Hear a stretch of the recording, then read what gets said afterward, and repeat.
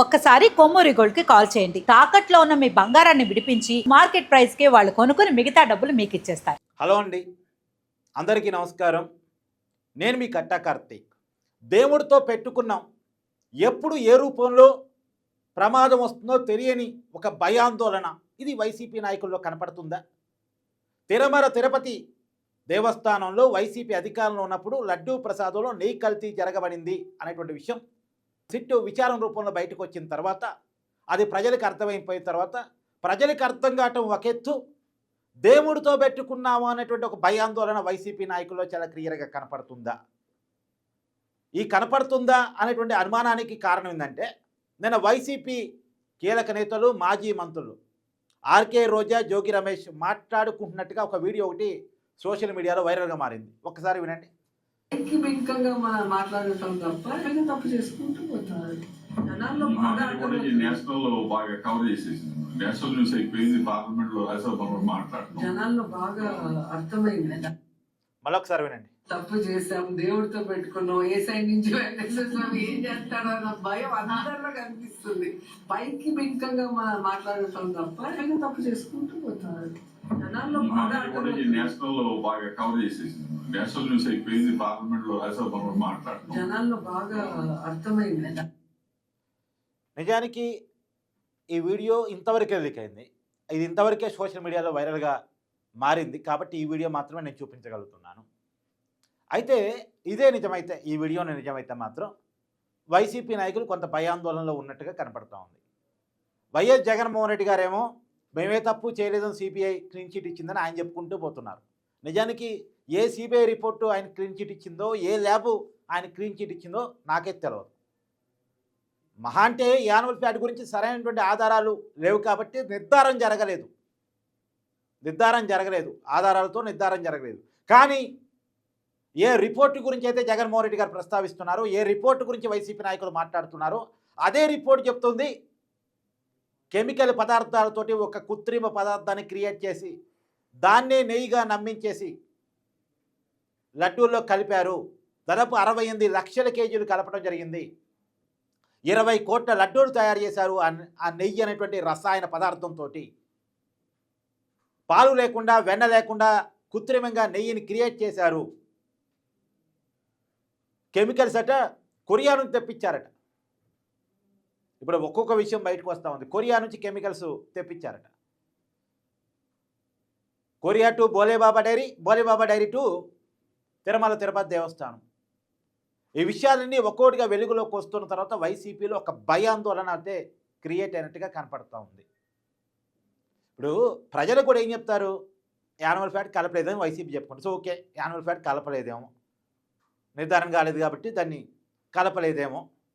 కానీ ఏ సిట్ అయితే మీరు ఉదాహరిస్తూ చెప్తున్నారో, ఏ సిట్ రిపోర్ట్ని అయితే ఉదాహరిస్తూ చెప్తున్నారో యాన్యువల్ ఫ్యాట్ కలిసినట్టు ఆధారాలు లేవు అనేటువంటి విషయాన్ని, మరి అదే సిట్ రిపోర్ట్ చెప్తుంది కెమికల్ పదార్థాలతోటి, ఒక రసాయన పదార్థాలతోటి నెయ్యిని తయారు చేశారు అనేటువంటిది.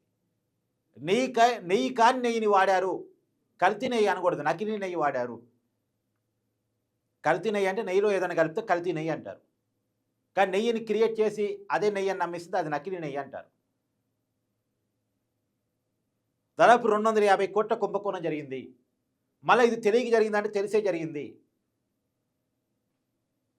వైవి సుబ్బారెడ్డి గారు నిన్న చాలా క్లియర్గా ప్రెస్ మీట్లో చెప్పారు. మొన్న మైసూర్ ల్యాబ్కి పంపించాము, ఆ రిపోర్ట్ అంటే కల్తీ మీద కంప్లైంట్స్ వస్తే మైసూర్ ల్యాబ్కి పంపించారట.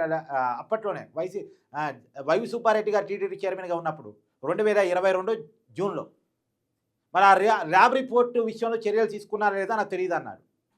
కల్తీ ఆయనకు తెలుసు, కల్తీ జరుగుతుందన్న విషయం ఆయన తెలుసు. మరి కల్తీ మీద అధికారుల మీద చర్యలు తీసుకున్నారో లేదో వైవి సుబ్బారెడ్డి గారికి తెలియదట. మరి చైర్మన్గా ఉన్నప్పుడు తెలుసుకోవాలి కదా. కల్తీ జరుగుతుందన్నప్పుడు ఆ కల్తీని ఆపటానికి తిరుపతి దేవస్థానం చైర్మన్గా ఉన్న వైవి సుబ్బారెడ్డి గారు ప్రయత్నం చేయాలి కదా. ఆయన్ని చైర్మన్గా పెట్టింది ఎందుకు? పాలక మండలి ఎందుకు పెట్టారు? ఇప్పుడు పాలక మండలి చేసే పని, చైర్మన్ చేసే పని ఏంటి? సాంప్రదాయబద్ధంగా, చట్టబద్ధంగా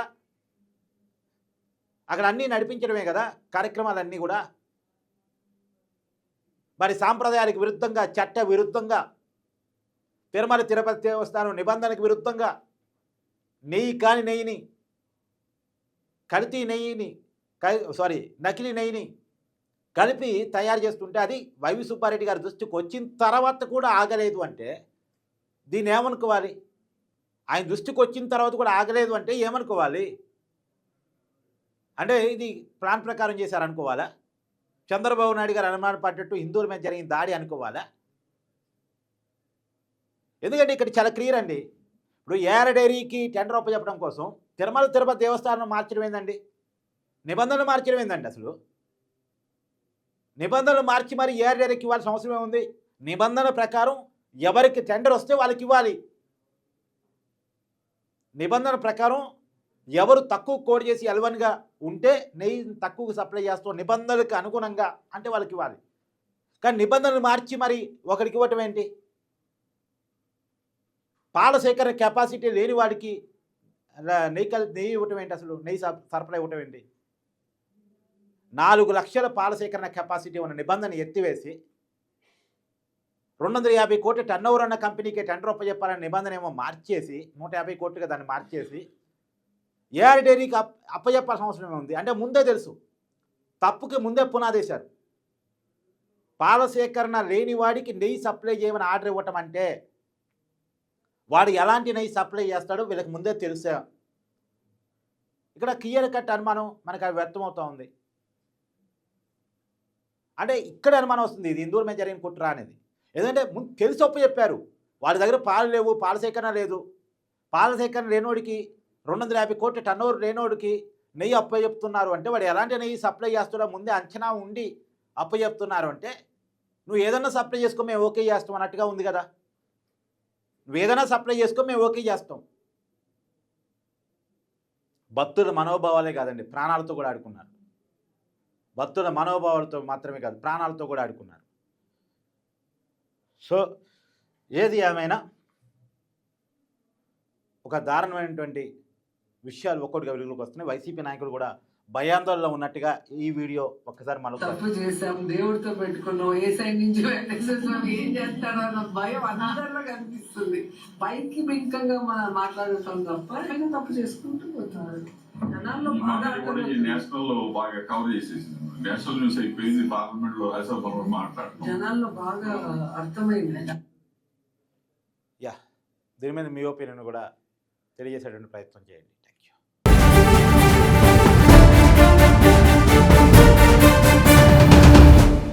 ఒక్కసారి కొమ్మూరి గోల్డ్ కి కాల్ చేయండి. తాకట్లో ఉన్న మీ బంగారాన్ని విడిపించి మార్కెట్ ప్రైస్ కి వాళ్ళు కొనుక్కుని మిగతా డబ్బులు మీకు ఇచ్చేస్తారు.